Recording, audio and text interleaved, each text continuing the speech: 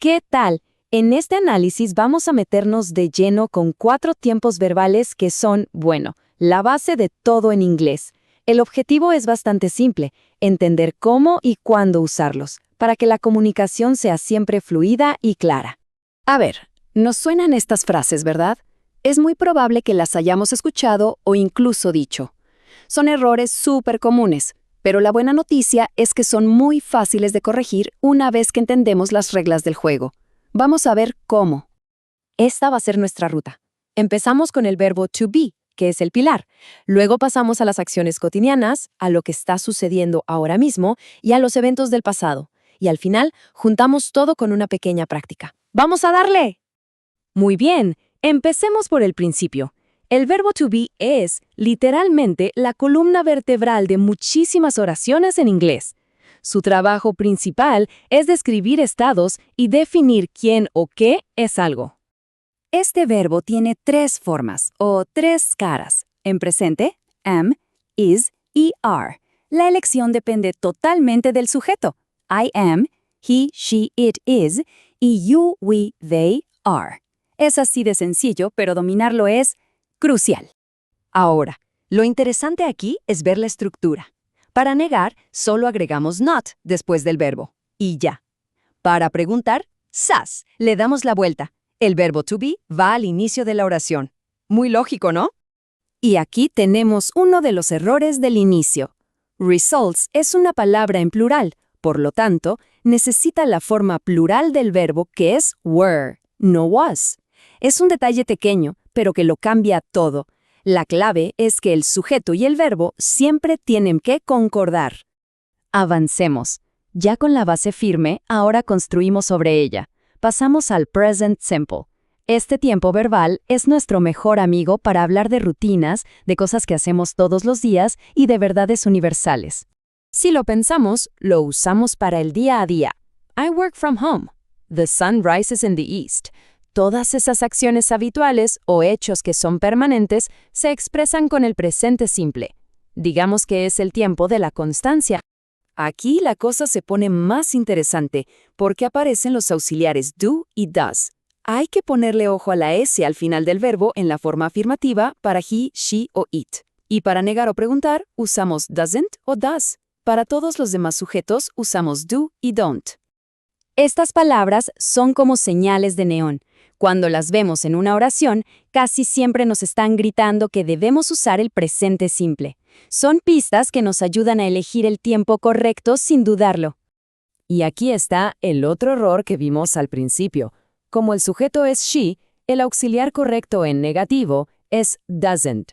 Recordar la famosa regla de la S para la tercera persona es fundamental para evitar este fallo, que es súper común. De acuerdo, pasemos de los hábitos a la acción inmediata.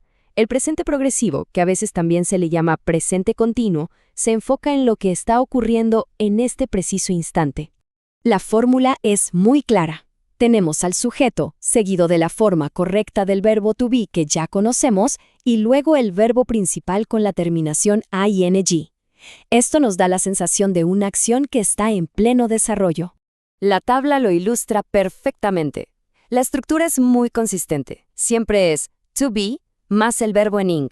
Para negar, se niega el to be. Y para preguntar, se invierte el to be con el sujeto. Simple y directo. Igual que antes, estas palabras son nuestras guías. Si una frase contiene right now o at the moment, es una señal inequívoca de que la acción está en progreso y por lo tanto necesitamos el presente progresivo.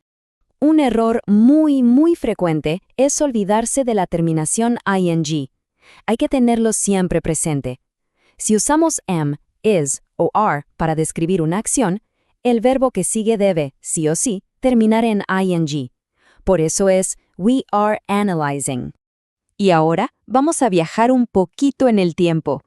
El pasado simple es la herramienta que usamos para hablar de todo aquello que ya comenzó y ya terminó. Acciones completas con punto final.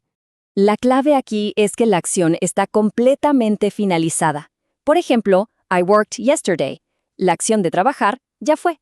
Terminó ayer. Para eso exactamente sirve este tiempo verbal. Aquí, la estrella del show es el auxiliar did. Para los verbos regulares, en afirmativo, añadimos ed. Pero lo más interesante es que para negar y para preguntar, usamos did y el verbo principal vuelve a su forma base, o sea, sin el ed. Y esto nos lleva a un error clásico. El auxiliar did ya está marcando el tiempo pasado, así que el verbo principal se queda en su forma infinitiva, en su forma original. No went, sino go. Didn't go. Esta es una regla de oro. ¡Excelente! Hemos cubierto las 4 bases. Ahora, para asegurarnos de que todo quedó claro, vamos a poner a prueba estos conocimientos con un pequeño y rápido ejercicio. A ver, un segundo para pensar. La palabra clave aquí es now. ¿Qué tiempo verbal usamos para las acciones que ocurren ahora? Exacto. Es studying. La palabra now nos indica que es una acción en progreso, por lo que necesitamos el presente progresivo. En este caso, am más el verbo con ing. Muy bien hecho. Dominar estos 4 tiempos es un gran logro, pero es solo el comienzo. La clave, como en todo, es la práctica constante y prestar atención a cómo se usan en la vida real. La pregunta que queda en el aire es, ¿qué otros temas o tiempos verbales serían interesantes de explorar para seguir mejorando? Porque la aventura del aprendizaje, esa nunca termina.